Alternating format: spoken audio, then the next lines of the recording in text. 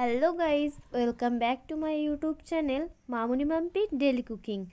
আমরা ভালো আছি, আশা করছি তোমরাও খুব ভালো আছো। আজ আবার একটি নতুন ভিডিও নিয়ে চলে আসলাম, দেখতে থেকো, পাশে থেকো। মুরগির মাংস রান্না করার জন্য মাংসটা ম্যারিনেট করে নেব। ম্যারিনেট করার জন্য মাংসের মধ্যে গোলমরিচের গুঁড়ো, নুন পরিমাণ মতো, হলুদ, লঙ্কার গুঁড়ো,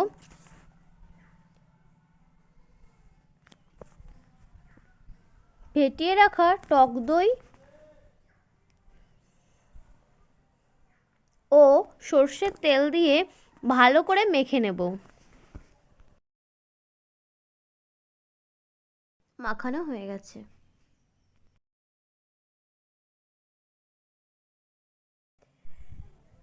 1 ঘন্টার জন্য ঢেকে দেব। কড়াইতে তেল গরম করতে বসিয়ে দিচ্ছি।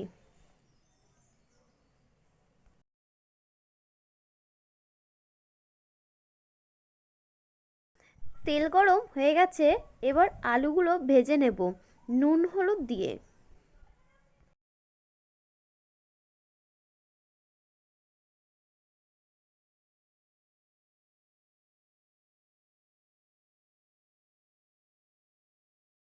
মাংস রান্নার জন্য মশলা নিয়েছি আদা রসুন জিরে লঙ্কা একসাথে পেস্ট করে, আর পেঁয়াজ কুচি টমেটো কুচি নিয়েছি। আলু ভাজা হয়ে গেছে, তুলে নেব।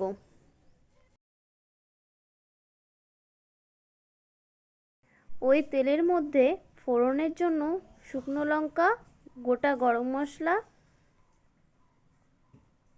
জিরে দিয়ে নাড়াচাড়া করে পেঁয়াজ কুচিগুলো দিয়ে দেব।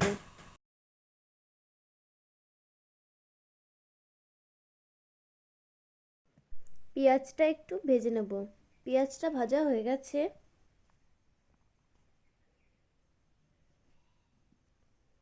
এবার ওর মধ্যে মশলাটা দিয়ে দেব।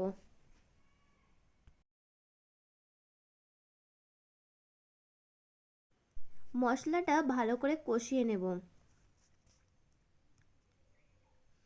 যতক্ষণ না মশলাটা থেকে তেল ছাড়ছে ততক্ষণ কষাতে থাকবো। ওর মধ্যে একটু হলুদ, টমেটো কুচিগুলো দিয়ে আর একটু কষিয়ে নেব।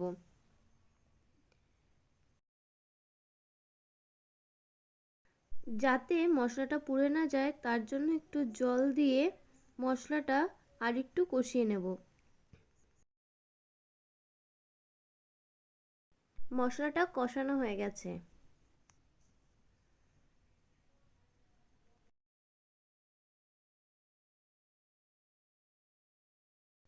এবার ম্যারিনেট করা মাংসটা দিয়ে দেব মশলার মধ্যে।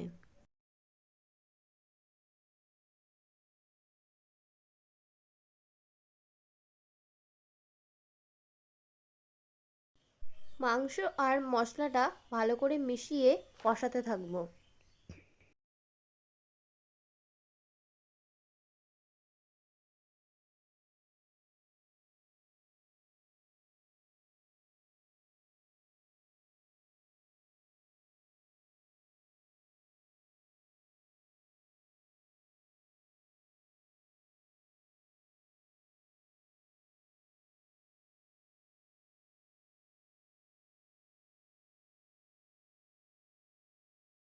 একটু ঢেকে দেব 5 মিনিটের জন্য।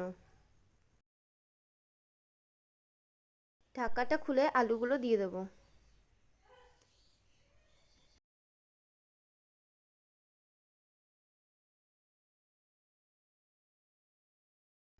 কষানো হয়ে গেছে,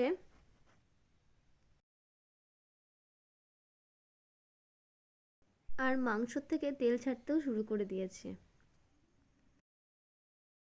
এবার জল দিয়ে দেব। ঝোলটা ফুটে উঠেছে, এবার মিট মশলার গুঁড়ো দিয়ে দেব এবং গোটা গরম মশলা বেটে দিয়ে দেব। একটু পর নামিয়ে নেব। রেডি আমাদের মাংস রান্না করা। যদি আমাদের ভিডিওটি ভালো লেগে থাকে তাহলে অবশ্যই like comment share and subscribe করে দিও আমাদের চ্যানেলে নতুন হয়ে থাকলে।